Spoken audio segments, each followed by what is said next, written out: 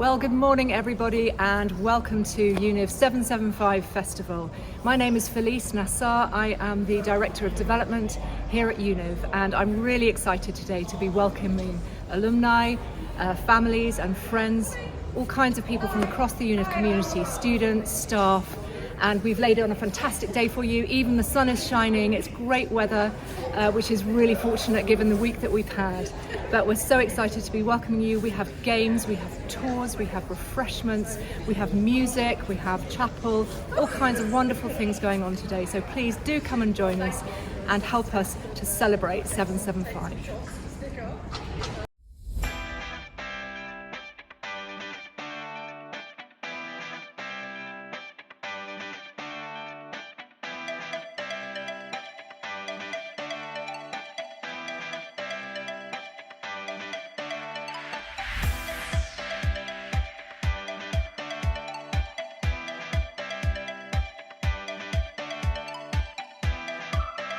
Hello everyone, I'm Dr. Laura Varnum. I'm one of the English tutors here at Univ and I'm really excited to see everyone here today for the Univ 775 Festival. It's really exciting to be celebrating all things Univ and I'll be running some tutorials later so you can come and learn some Old English with me. 775 years. The day has arrived when we're inviting old members, guests, friends, supporters of the college to come in and say what they've appreciated about the university college over the years, and indeed for us to thank them for their contributions, for keeping us going and making us the size and shape and form that we are today. It is extraordinary to find that lots of hard work has come together to create this special day. Even the weather is fine. I'm standing in the shade at the moment, but the sun is shining. It's stopped raining for a bit. And we're all looking forward to a fabulous event. I understand activities will run on until late this evening, and so I'm very excited about it, and I'm delighted to see lots of people pouring in at the moment. Hi, I'm Andrew Bell. I'm the senior tutor here at Univ, and as it happens, I'm also an old member of the college. It's great to be here for the 775th Festival Day. We've got a lot of old members, we've got current students and staff, we've got families, we've got friends. It's wonderful to be able to celebrate both the long, deep, wonderful heritage of the college, which means so much to so many of the people here, but also to be able to think about the many ways in which the college has changed and the way that the college is looking to the future. And that kind of dynamic relationship between who we've been and who we're going to be, it's what makes it such a wonderful and exciting place to work. Okay, hi, I'm Tom. I'm Lottie's wife. Lottie's an old member, and I'm here with Lyra. And it's really exciting to see Univ on its 775th anniversary. And yeah, I got married here 3 years ago, and it's great. It's great to be back. My name is Charles Herb Kuda. I was an undergraduate here, 74 to 77, and I have an interesting story. At the time, when there was the formal dinner at 7:15, it would be each undergraduate would have to say the grace in Latin. And when it became my turn, what you have to know is that, of course, before you could eat, the grace had to be completed. So the goal was to say grace as quickly as possible. And so I said it in my best American accent, not knowing any Latin at all. And I read engineering science. And I did it very fast and very American. And everybody in the hall cheered because I'd done it so quickly. And the next day I had a note from the master secretary saying, "Mr. Kudu, would you please come, and the master would like to talk to you about your grace." And so it was nothing particularly derogatory, but he said, "Mr. Kudu, just don't ever do that again."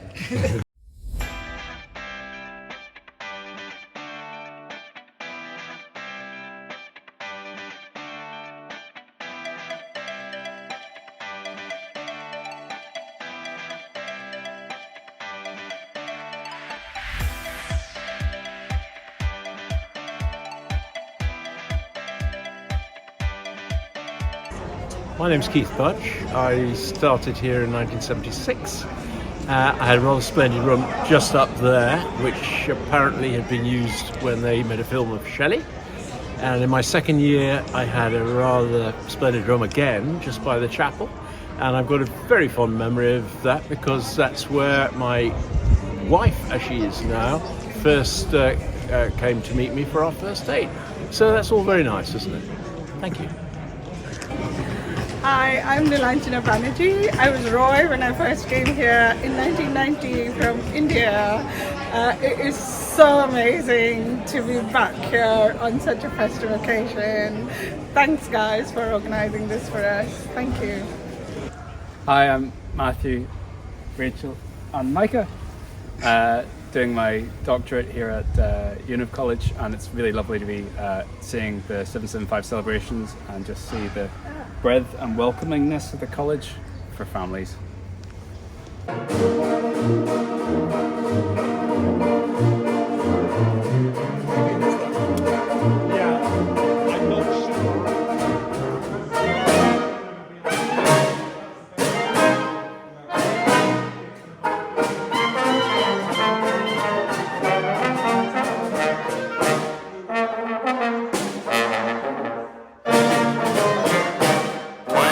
Herbert from Germany, Rhodes Scholar 1980. I read at University College, I read an MPhil in Modern European History.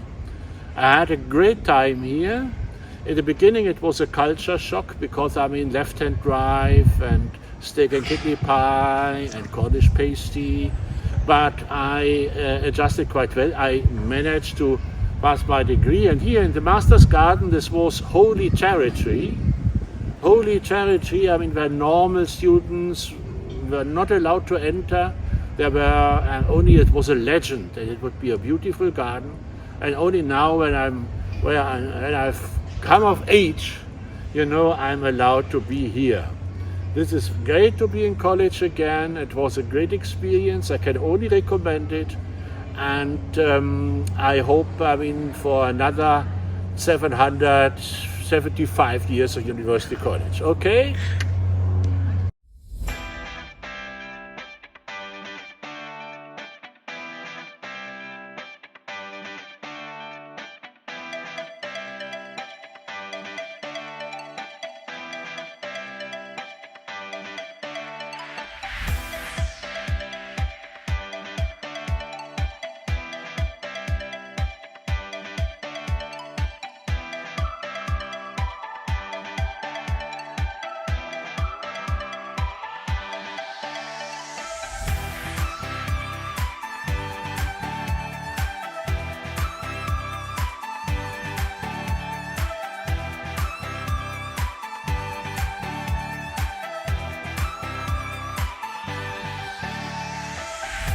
Well, my name is Rafe Clevenson. I was an undergraduate here in the 70s, and I'm standing on what would have been a forbidden spot, in that in my day nobody walked on the grass in the quad, with the exception of the master and anyone who happened to be in conversation with the master. So here I feel myself slightly out of place against this backdrop, although of course looking up at King James I am in very familiar surroundings.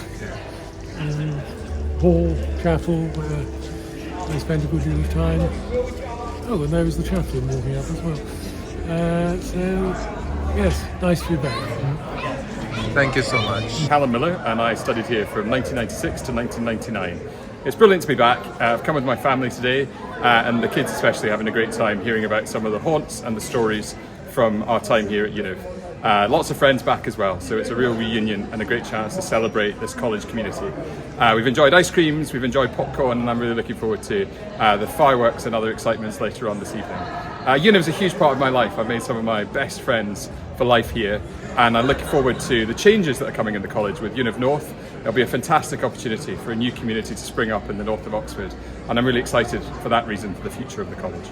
My name is Yevgen Levitsky, and I'm graduated from Univ last year. I did a master program in law and finance, and I'm really happy to be back here today, and I'm looking forward to enjoy this wonderful day together with wonderful people. Wishing everyone good luck. Simon Wallace, I read music here 75 to 78. Just coming back here, seeing the portrait of Lord Goodman, I was reminded when he first arrived and was summoned to his lodgings, and he said, "I'm inviting some of my friends to give a concert. Do you think that's a good idea?" So I said, "Yeah." So just over there, by the program, we had 2 concerts in his first 2 weeks as master.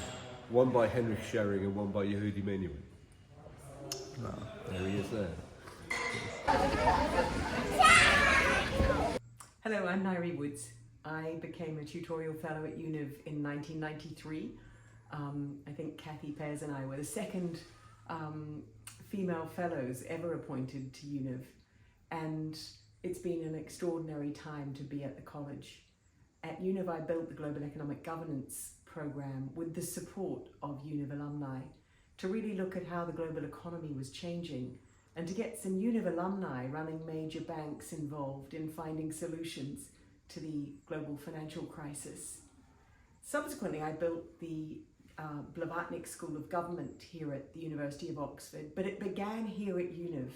Univ fellows in all different subjects helped me think about what the School of Government should be, and the first physical School of Government was right here in the heart of University College before we moved to our beautiful purpose-built building on Walton Street. But the School of Government and I still have a lot to do with Univ. Univ for me has always been a college that's finding solutions to the deepest problems that this country and the world faces.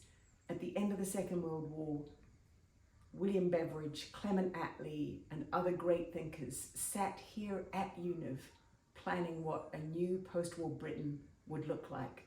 And today I like to think we're teaching students who are going to be part of building a Britain for the 21st century. My name is Anya Goldenberg. I'm an art teacher and we are doing our master class with children. We are drawing a beautiful, unique magic bird from Oxford, Swift. Please join us.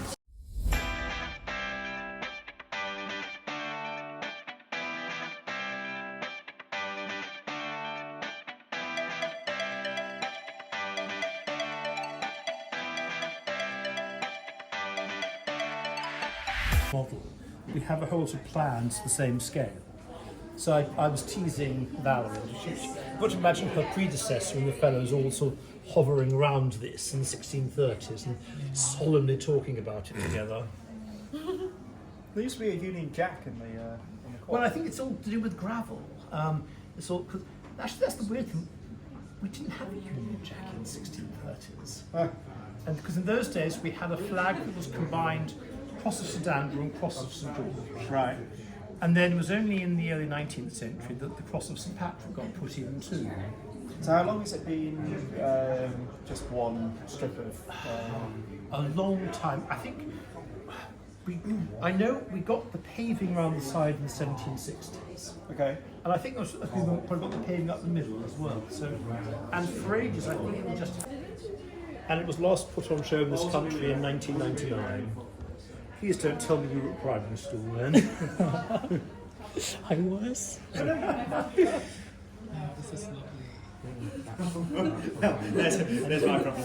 So who designed this? Well, it's the work of a guy called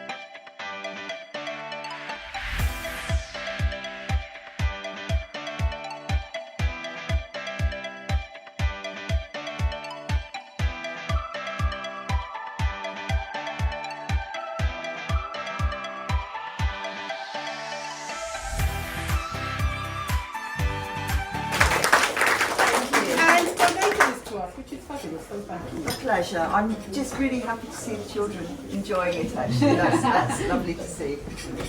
Okay, who's next? Okay, yep. Thank you, Alison. Cake cutting time.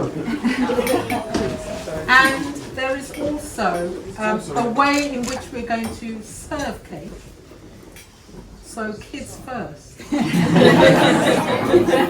everyone hear that? Kids first. So everybody's going to pretend that they're under 10. So, where do I cut? Oh, I'm going to take my glasses off. It'll shine in the photograph. Right. Advice on where we cut. What do you think? Where do I cut? I think we have to do the middle one, don't you? Yeah. But where? Down here or up here?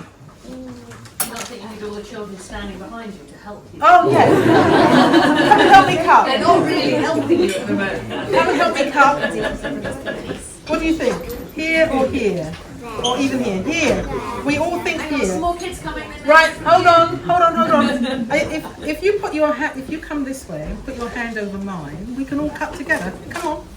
Don't go anywhere near the blade. Right, are we good? Are we good? Have you got hands? Hands, all hands. Right, 1, 2, 3, push. Yay! Can we do one more? You like that?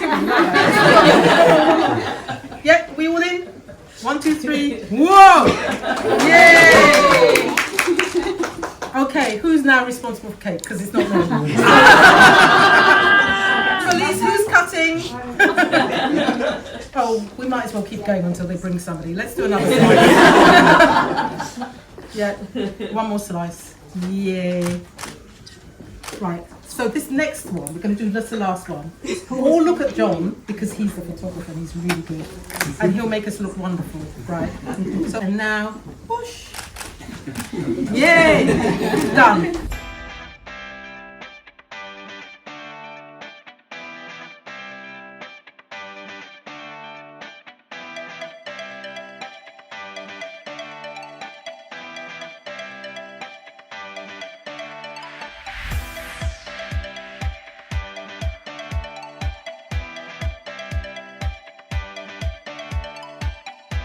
Here I am hosting tea for our 775 in the Masters Lodgings, and it's been such an incredible day, and we're only just halfway through. My favourite thing is all the children, seeing them all over college with face paint, painting themselves, the bouncy castle. It really opens up the college for our alumni, their families and their friends. Everyone seems to have really enjoyed it. I know how challenging some of the organisation has been for our team, but now that we're here, everyone is having a good time. Thank you everyone, and I'll tell you a little bit more after dinner. We've had an amazing day. I think a highlight for me was when we joined one of the tutorials with an amazing gentleman who spoke with us all about attendees. I've had the most amazing day as well, and I'm really here because my grandson has been at Univ.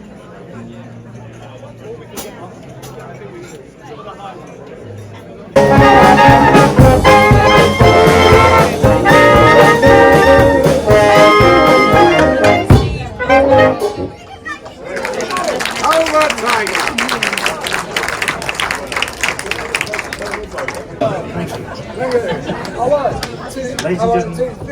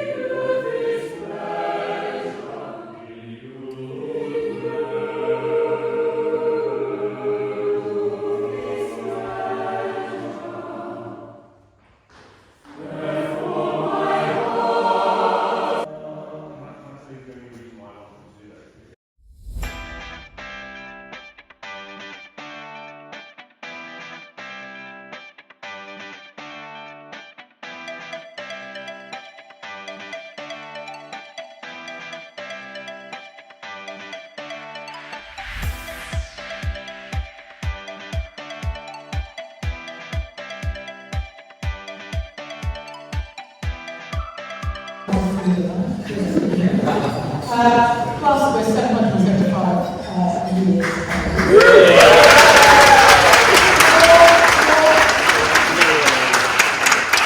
And I think I've got about 7 minutes to cram in 775 years. So bear with me. The Vice Chancellor says she has a very long speech, but she's going to do double time. I am not prepared to do that, so somebody signal when I go on to you.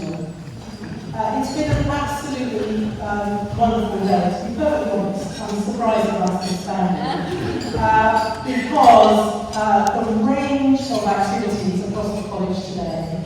And the thing that I particularly loved was that we had so many of our alumni staff who came with their kids. There was one stage when I was really jealous of what was going on in the bouncy castle. And wondered if I could chuck them around and just have people like that. It didn't seem like a good idea at the time. But the reason that I feel exhausted is because I was running after all these children, because they were so wonderful. And I felt a bit like the Pied Piper. But I've forgotten how old I was. But it has been the most amazing day, and thank you all so much for being here this evening. So I wanted to say a few things, if I may, about Univ and 775. Because you don't get to be 775 and successful without 7 characteristics. You have to be flexible and adaptable, and these are 2 words, Vice Chancellor, that we don't always apply to us. Actually, they do apply. In pockets all over Oxford, which is why we're so successful, and they very much apply here at Univ. You have to be resilient. You have to care about history and tradition, but you also have to be really innovative. And I think that we're good at that too. So here we are, 775 years later. But like any organisation that reaches that kind of age, we've had our ups and downs, we've had controversies, you even have scandals. But I'm not going to talk about those today. I really want to focus on the things that, from my perspective, make Univ very special. And people often ask me, and I've been here 4 years now, I'm not quite sure why I still keep asking, they keep saying, why are you interested in Univ in the first place? As if there are reasons why you wouldn't be interested in a place like Univ. And from my perspective, I always say that Univ to me is a college that is very understated, with a real progressive gene. We like to try things out, but we don't shout about it. And when we're successful, we're very happy for other people to take the idea, and sometimes even to take the credit, which is the bit that drives me up, because I'm very competitive. But it's such an important thing for us, because I think it is the thing that has allowed us to adapt and to be flexible and to be successful over the years. And if there is one thing that stands out for me in relation to that, it's the commitment that this college has had, actually for generations, to opening up access and opportunity. Because we were doing it way back in the 16th century, which people actually don't know about. But we were raising money for endowments for boys, and it was boys and young men then, from poorer backgrounds, to get the opportunity to come to this college. And in more recent years, what is now an extremely successful program across the entire university, Opportunity Oxford, started its life here at Univ as the Univ Opportunity Program. That hugely successful academic program that helps offer holders to prepare for actually starting at Oxford and being successful when they get here. There are not many people that know that that program started life here at Univ. And now we have a very successful program called Beacon. Many of you have supported it, so thank you, which is to support those students once they actually get here. So, innovation and change and leading the way, very much a part of who we are and what we're about. But we're also a college that is very, very much about people and about relationships. We have and have had extraordinary faculty, and I'm not going to pick out any one person, because if I do, some people say you forgot X or you forgot Y. But when I go around the world and talk to our alumni, you always come back to talking about some of the people who taught you. And also talk about some of the staff who were here who supported you. And there were two names that always, and this is about staff who supported you on the faculty, two names that people always mention. Douglas, who was a previous reporter, I really wish I met him. This is quite a character. And Gwen, who was college secretary here for a very long time. So we're very much about people and relationships. But we've also had some incredible alumni over the years. And here I am going to mention names. The extraordinary Stephen Hawking. From my perspective as a politician, I want to pick out, we've had many successful politicians, but I want to pick out two, and their portraits are there over the fireplace. Clement Attlee, the most successful Labour leader, most importantly, leading a government after the Second World War that put in place the framework for our welfare state that still exists today. So a foundational politician in that sense. As was Festus Magar, who many of you will never have heard of. A former president of Botswana that I had the privilege of working with, came from a very poor background, came a Rhodes Scholar, came here to Univ, another foundational politician for his country, because what he was able to do was put in place policies which helped to sustain an economy in Botswana, a country rich in minerals, which was sustainable and not corrupt. Very, very important on a continent where so many countries suffer from the curse of having resources. And some things have changed in that country, but so important what he was able to do. And who can forget the extraordinary Shelley? I am really glad that I was not the master. I managed to grow up one of the greatest romantic poets of our time. We made it up by having, the great Shelley memorial, but guys, we did throw it out. Can you believe that? So incredible alumni. And of course, we're a college that did not make women until 45 years ago in our 775 years of history. Haven't we been amazing in terms of the impact we've made women?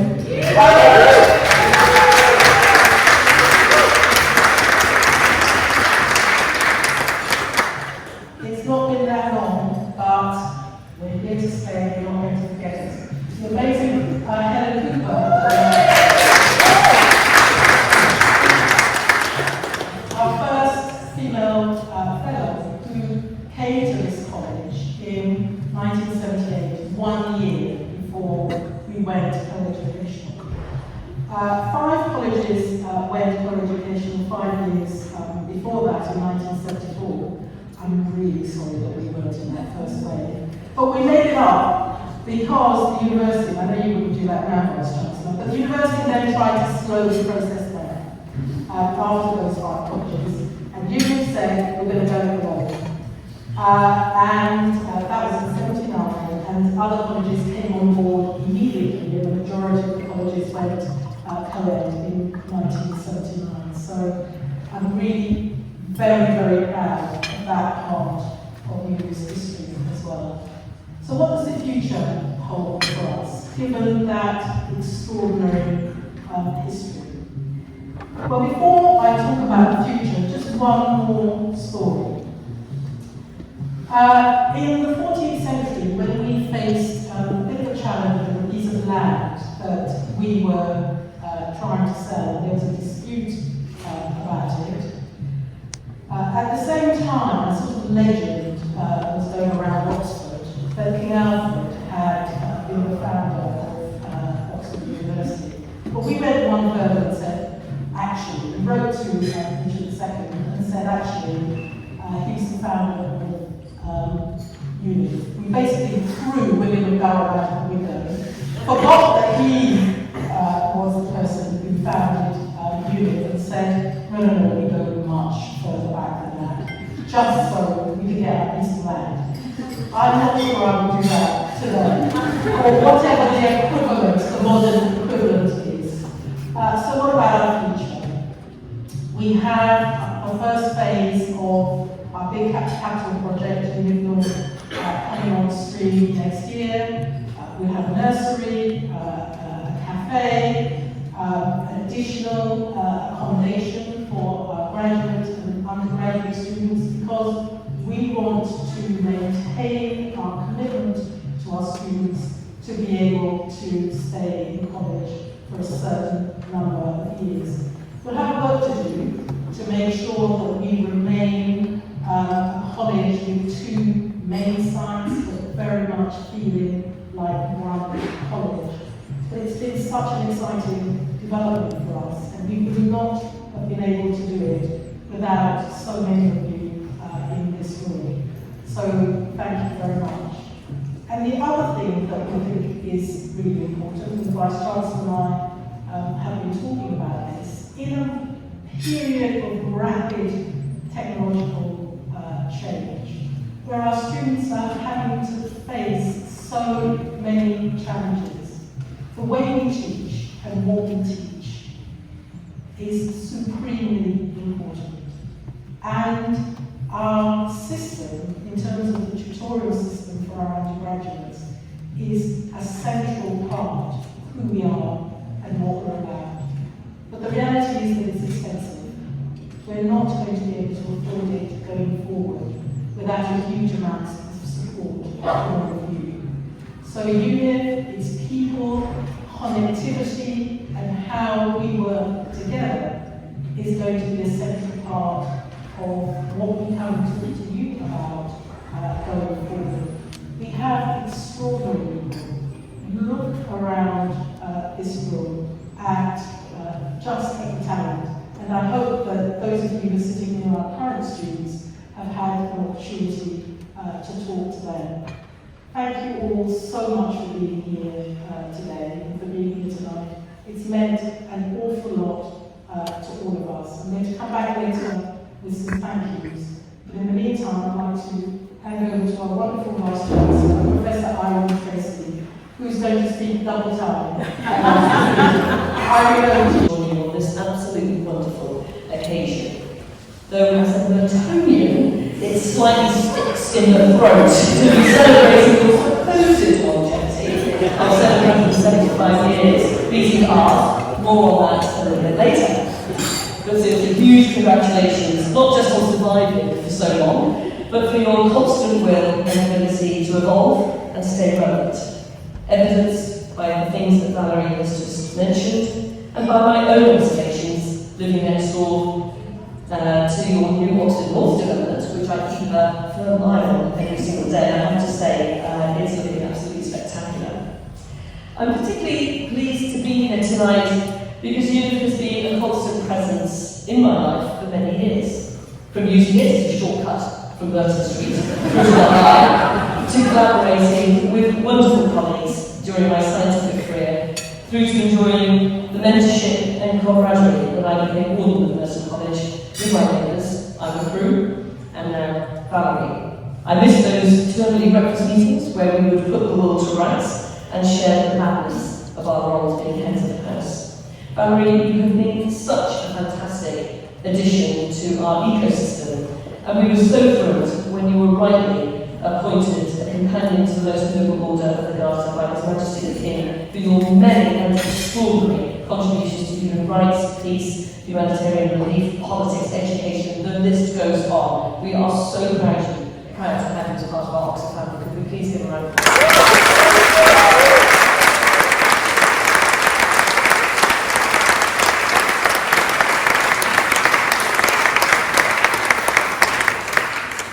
Valerie is a barrier breaker, and as I reflect on my shortcut through Logic Lane, I know that there is a little plaque to Christian Cole, the first black student of Oxford, who came from Sierra Leone and studied at Univ in 1873.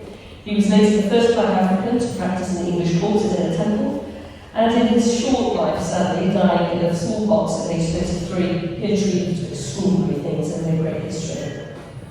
I dare say it was not easy being in the UK or at Oxford at that time.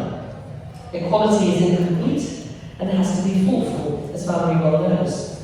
So whilst we're doing better here at Oxford, with the proportion of students identifying as black and minority ethnic rising from 22% to 28% over the past 4 years, there is still much work to do, especially at a faculty and at a professional staff level. And I know that I can rely on Valerie and Univ to help drive forward changes and break the barriers still there for some members of our national and global community. Tonight, as we celebrate your 775 years of history, it is important to remember that this great collegiate university is built on the devolved and proud autonomy of its colleges and departments.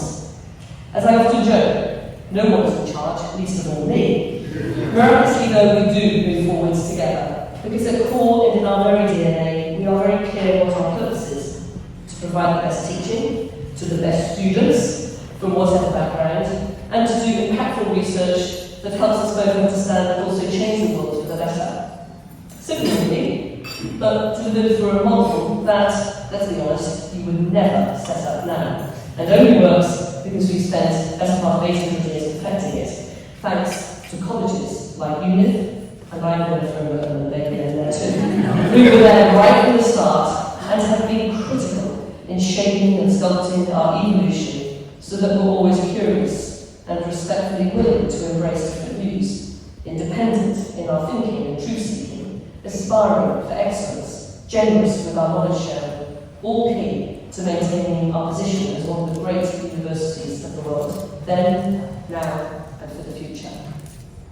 Colleges are the secret sauce of this institution, providing a home and family for students and fellows to come together to learn, challenge views, share, socialise, providing a rich interdisciplinary environment, enhancing our students and fellows' abilities, so that they are not only deeply expert in their chosen area of study, but able to converse with people interested in subjects a far cry from their own, over breakfast, lunch, dinner, on the playing fields, in the theatres. One sits within a crucible of subjects spanning humanities, social sciences and STEM, and we learn to treat all disciplines with respect, as we implicitly learn an interdisciplinary language, essential skills if we are to take on the global challenges of our time, that will require deep and specific knowledge, but also the ability to work as teams across interdisciplinary divides. Further, our vibrant international community, largely within the graduate body, which is 70% international, we're actually a very British undergraduate university with 80% UK. These international students, many of whom have come back tonight, and thank you for that, it is so lovely to have you here, but you bring and have brought such richness to our colleges and departments. I think we underestimate the additional benefits a collegiate university offers in this regard. Understanding one another's cultures and backgrounds, including the charming eccentricities of Britain, and then taking that understanding with you as near 500 million alumni go out to the world to lead organisations, companies, governments, countries, schools, charities, all having had a little taste of Britain through the lens of their experience living here. This soft diplomacy should not be underestimated, as I often remind government, and it is a vital part of what a place-based university offers and why international students are so important. Colleges like Univ are at the heart of delivering that experience. I'm nearly 2 years in post now, and I'm glad to report that I'm still loving the job. Now, I have heard my other PhDs that this is not a given. And we're absolutely thriving in all domains of our core mission of teaching and research. Despite the headwinds that I knew I'd face coming into post, inflation, a broken financial model of funding universities in the UK, challenges to our staff regarding pay and conditions, pressing real estate issues in some areas of the university, and so on. Frankly, it's amazing I took the job, but then again, I am a pain researcher, so I'm very used to suffering. We are making the necessary changes, and I'm pleased to say that we're standing strong and thriving. Ranked number 1 for 8 years in succession by our favourite ranking system, the one and true and only ranking system that defines our education. I am hopeful we'll post a record-breaking 9th year in succession when they announce on October 9th. And other markers of esteem, such as appointments to learning societies, fellowships, prizes, our ability to recruit top talented students, as well as investment, it's almost embarrassing how well we fare. Such markers of esteem and success reveal the quality of our community and our attractiveness on the international stage at a time when competition for talent, students and staff is getting tougher and tougher. One of the reasons we are resilient compared to other institutions and remain a globally leading institution is due to the generosity of our alumni and donors. As a former head of the department in the medical school and the college, I can tell you it really does make all the difference, and it is an essential part of what keeps Oxford #1. So thank you deeply from us all. When I came into post, I laid out 4 areas where I wanted to double down, but also enhance what we do so that we're fit for the future. Education and teaching. It's such an important part of what we do, especially in colleges. And it's what most alumni value, hence why you're here tonight. But we need to make this part of our mission more visible, better celebrated, and certainly better rewarded, akin to how we deal with our research. But we also need to provide new and different learning experiences, such as our newly launched by Chartered's Global Climate, where 200 students drawn from all undergraduate year groups, subject areas and colleges get together for 2 hours every week during the return and a topic relevant to climate by professors drawn from humanities and STEM, and with graduates setting problem sets and tutorial groupings. Skilling up our humanities students not to be terrified of maths, and to teach our scientists to engage with the need to understand the powers of policy making and narrative telling. This new mixed learning environment in our 800-year history is hugely popular for students and faculty alike, revealing a thirst by our students for new learning experiences and dialogue, learning how to disagree well as learning something about the climate. We aim to double the numbers this year and see if we can roll this out across the entire collegiate student body in the years to come, maybe incorporating other areas of global significance. In terms of our research and innovation, thankfully after skillful persuasion by many of us, we're back in Horizon Europe. This is giving us access to one of the largest research blocks and funding in the world. As a consequence, Oxford is going to be recording a fantastic research grant return, 11% higher than last year. The largest in the UK, higher education sector, and by a country mile. I dare even say what percentage bigger is than Cambridge. Well, no, it's 38%. We have several major building projects coming to completion, and in the early stages of design that will ensure we're providing the very best environment in which to do our research, such as the completion next year of our Shortland Centre for Humanities, bringing together many of our great humanities-based subjects into one magnificent building funded by Steve Shortland, and with its public offering of a stunning 500-person concert hall and other spaces for music and culture.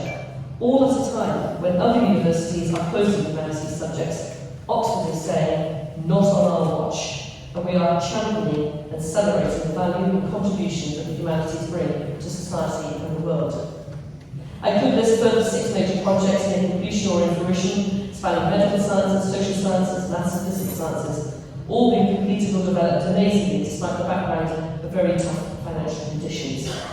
But I want to mention our design and research area to fast-track the impact our research makes for the betterment of society through innovation and our growing spin-out ecosystem. Last year I co-chaired with the previous government a report on how the university sector can drive economic growth in Britain through our innovation and spin-out industry. Universities are the engine room of ideas and increasingly innovation and wealth creation. I firmly believe that the university sector is one of the most important for redefining Britain's identity and economy. The report made 11 challenging recommendations as to how we can do this better, faster, more competitively, rethinking what tenure looks like in the university, and all the while building an innovation ecosystem founded on British values. That is, let's aspire to be better than Silicon Valley or Kendall Square, forgive me to the US members here, as we care too about social enterprise standards. I'm pleased to report that 1 year on, 40 universities have adopted all those recommendations and implemented them, and we're on an exciting journey in the UK, with Oxford at the forefront. Oxford has spun out 300 companies in the past decade. We spin out 25 to 30 companies a year. I could spin out a lot more if I had more capital investment, easier planning, and access to a larger business talent base. Already, we're the best in class, despite what Cambridge might say. Sorry to keep throwing them under the bus, they are really good, by the way. But we really do have them lit. I'm even able to license a spin out myself from one of my patents and discoveries. We are really, really good at this. And let me remind you, these companies are taking on the global challenges of our time and fast-tracking solutions, notably in health, climate, AI. All grand challenges that I have set as areas that Oxford must take on and find solutions for. Impact through innovation. I'm coordinating efforts with all the major stakeholders across the city and the county so that we have a coherent plan that in collaboration with London and Cambridge means we really can build an innovation ecosystem that frankly nowhere in the world can compete with. That's an opportunity, and I hope you share my aspiration for what is possible. In my other 2 areas, local, national and global engagement and people, these are core to how we behave as an anchor institution in this city and county, but also as an employer. My People Manifesto, as I call it, one of the most comprehensive analyses of pay and conditions we've ever done at this university, has been an interesting journey. It has given me a once-in-a-generation opportunity to shift the needle of conversation about how we treat our staff. We've made a good start, £130 million of investment over 5 years in our people, with more to come. We are only as good as our people. I know that the pressures on our staff, academic and professional, are such that they really do need help. I am grateful to the colleges who provide support to staff that goes such a long way in making the living conditions workable, but we all know that there is more to do. As for our local engagement, how can we talk the talk globally if on our doorstep we have some of the worst performing schools in the country and some of the greatest life longevity differences within a 5-mile radius of the city. How can we be the best educational institution and medical school in the world when that is happening? So, we need to be a better local citizen and think smarter about how we listen, learn and react to the needs of the ecosystem in which we reside. We have launched multiple new programs that are already having an impact locally and changing the narrative about town and gang. Well, I could go on, but I'll wrap up here by noting that each college has evidently a very strong ethos. Burns, I'm sorry to say, is where fun goes to die. And that's just so not true. It was a very fun place to live. Now, on reading a little bit more about UMOS and Univ, it's very clear that yours is one of rebellion and being mischievous. Just look at your alumni. Clinton, we've heard about Shelley, often you mention him, alongside with also types like Atley and Woodson and Beveridge. But I'm sorry to have to return to the argument about which is the oldest college, an area which I think exemplifies your humorous, cheeky, rebellious and mischievous nature. That foundation myth, Valerie, an idea put about, as you said, in the 1300s, that the college was not only the oldest of Oxford, but it was wildly older, having been founded by Alfred the Great, gained so much currency, as you say, it became known as Alfred's College. And that Pact of Land you just mentioned, in 1377, you used the foundation myth to try and quash the property claim made against the college, and your plea was accepted by the Crown and later fortified by the masters and scholars with a series of, yes, forged charters. A wonderful example of fake it till you make it. Because the claim was hard to extinguish and had flattered the Crown at different times, causing a lot of genuine confusion. And your mischief doesn't stop there, it extends to your flag. Saxon kings didn't have conventional coats of arms, so you've picked out martlets, yellow birds with no feet, so that they cannot land but remain in constant search of knowledge. It's actually very beautiful. Shown around a cross against an azure blue backdrop. This all attributed to Edward the Confessor, the last Anglo-Saxon king, go figure. But I am going to relent, and as a stalwart Burtonian, I will accept that even with the conventionally accepted year of Durham at 1249, you do win the crown of the oldest college. Yes. And so on behalf of the entire Cambridge University, born from this very university college, we thank you for your 775 years of tireless and outstanding contribution to knowledge creation through your research and knowledge dissemination through your teaching. We congratulate you and celebrate with you on this remarkable anniversary, and we stand alongside you with all our hearts and minds as you and future generations take forward University College into the next 775 years of its extraordinary journey. Thank you.